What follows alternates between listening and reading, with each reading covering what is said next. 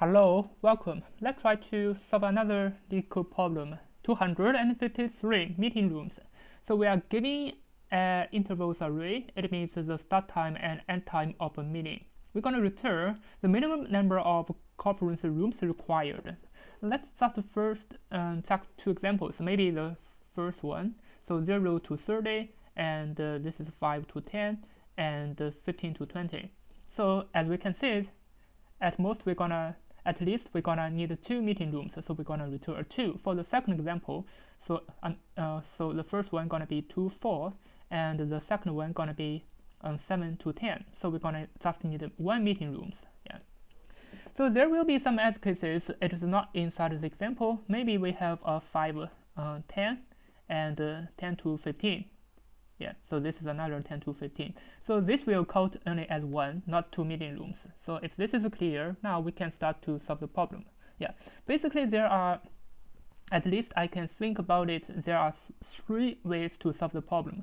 So the first way is like the difference array, and we just need to check the start and the end position, and we're gonna put it inside an array, and we're gonna accumulate an array and check it. If the maximum number is, for example, 2, so this is gonna be the final result.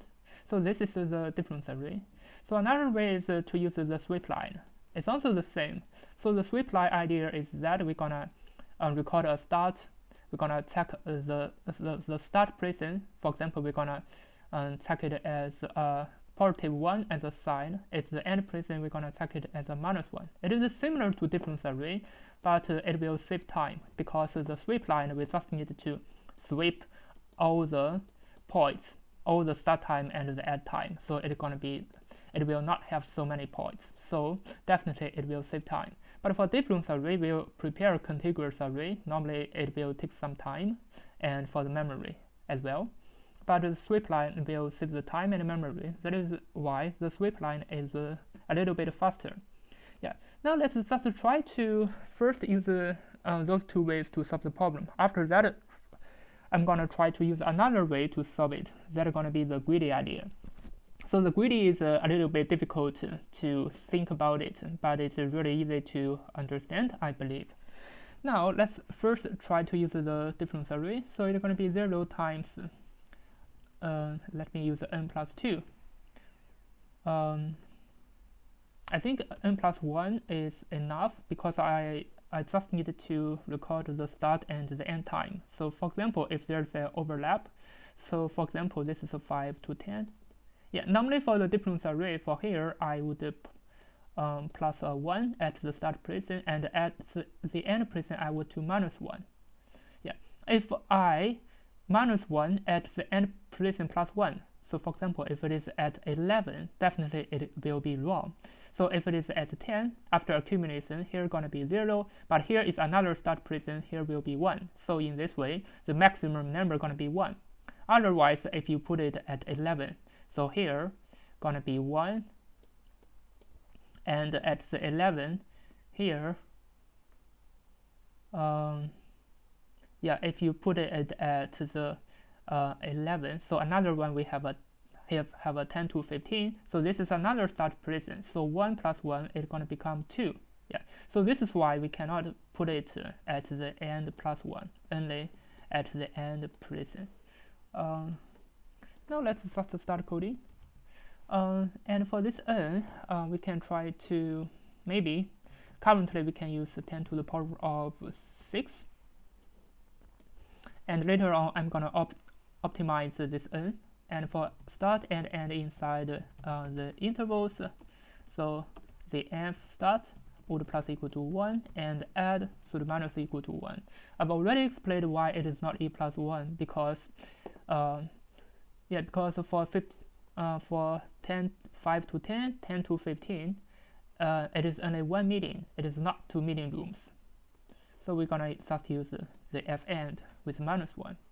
And then we just need to accumulate all the values. So we're going to accumulate the difference array and return the maximum of the prefix. Now let me just run it to have a check. As you can see, it works. Yeah, let me just submit it to check. As you can see, it is a little bit too slow at nearly 2 seconds, but we can optimize a little bit because for this n, it always depended on the end time. So it's going to be the maximum of the end time e, so for start and inside of the intervals. Yeah. Now I think we can at least optimize a little bit, but at least it's gonna, yeah. As we can see, we optimized this to 0.1 seconds. It is much faster than before, but it is not the best way, even though it works. But the time complexity gonna be O(n), and this n is 10 to the power of 6. Yeah, because we used the maximum value of the end time. It is 10 to the power of 6. That is why it is so slow. Now we're gonna use another idea. So the idea is gonna be the same. Just we're gonna use the sweep line. It is also the template code. So we're gonna prepare an events array. So for start and end inside the intervals, and we want to put it inside of the events array. So the events gonna append as the previous add time always goes first before the current start time. So for the start, it's gonna be a 1, and for the end, it's gonna be -1. Yeah, because this end time will always goes first. The previous end time will always goes first before the current start time. Otherwise, there will be duplicate meeting rooms. After that, we're gonna sort the events array. So after sorting, we're gonna prepare the final result, and I want to prepare a count. It's gonna be 0 and 0. So for any value x, this can be start time or end time, and a sign. This sign can just represent 1 or -1. If it's a 1, it means it's the start time.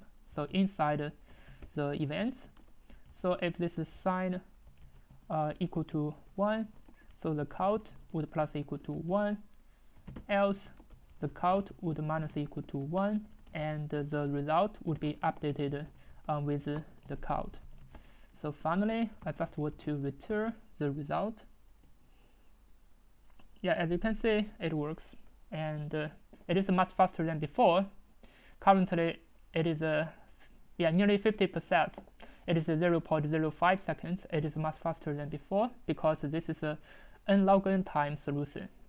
Definitely, it's going to be faster than before.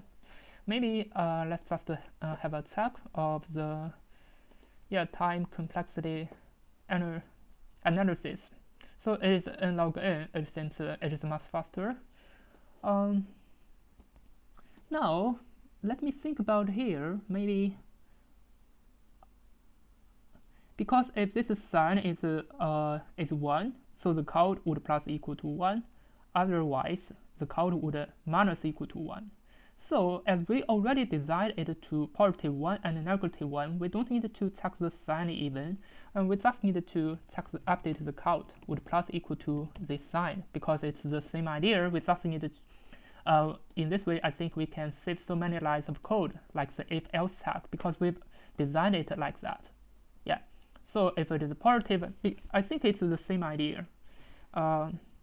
Before there are like 4 lines of code, and now we can save it to 1 line of code. I think it should be okay. Now let me just run it to check. It is okay. Now let me submit it.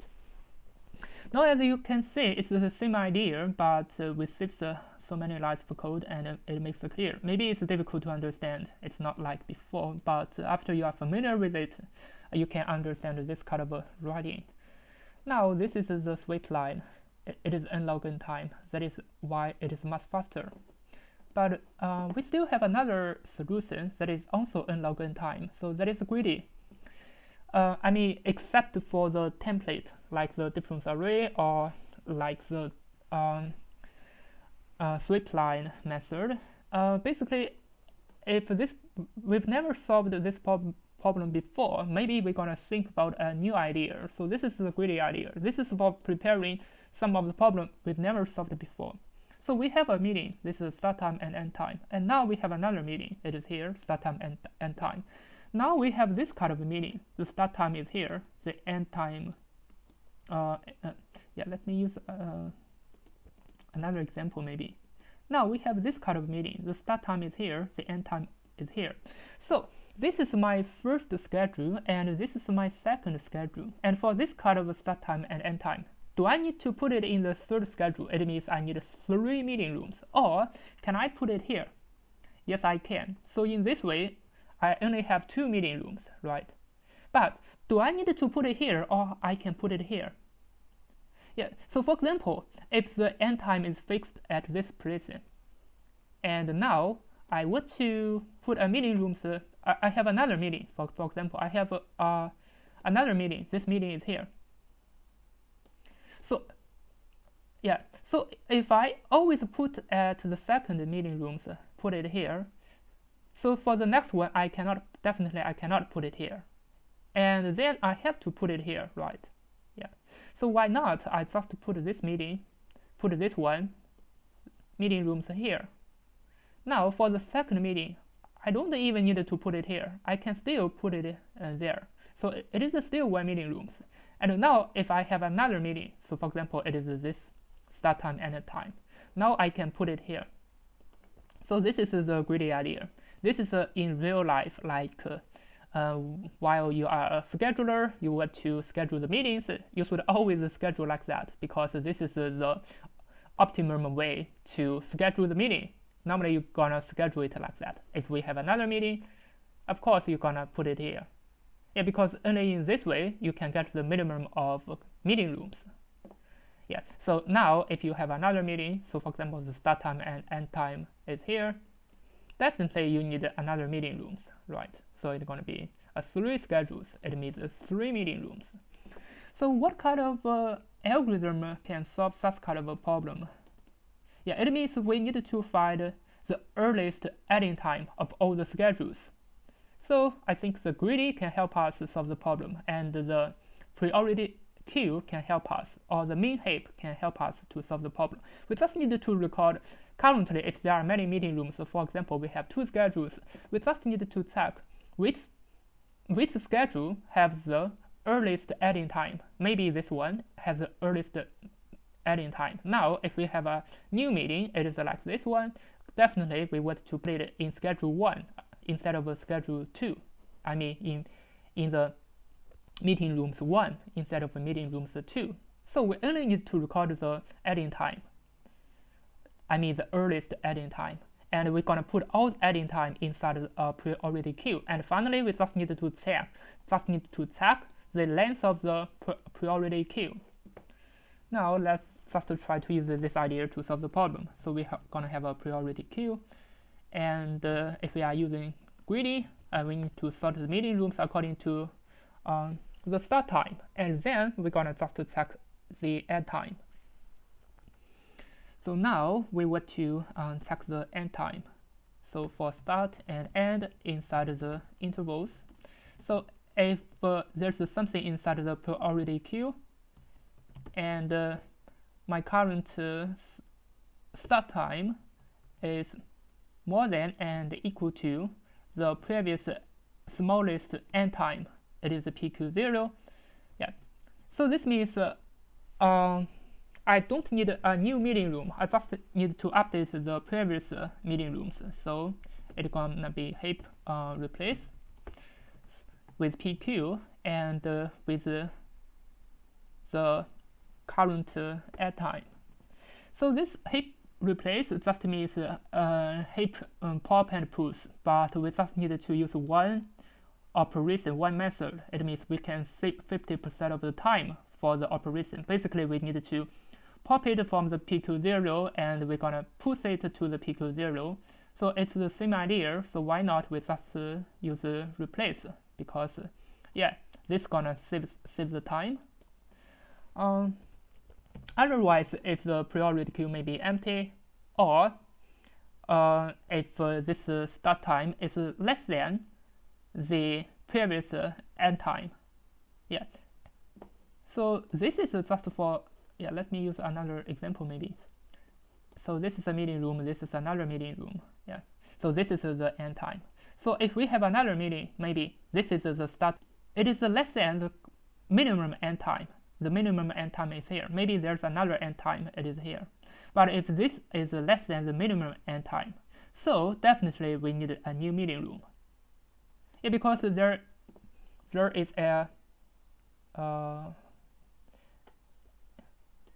an overlap. Yeah, so this is the schedule. This is a schedule 1, 2, and we have another meeting, and this is start time is less than the minimum end time. So definitely it's gonna have overlap in these areas. So it means we're gonna have a new meeting rooms. So this is why we want to put it inside the priority queue. Put the end time inside. So finally, we just need to check the length of the priority queue. Yeah, so the coding would be much concise and clean and than the template code. Now let me just run it. As you can see, it also works, and let me submit it. Now as you can see, it is the best way and it is much faster. It's nearly 100%. So I hope you learned something from it, and definitely this is going to be the best way to solve the problem. It is always grading. Thank you for watching. See you next time.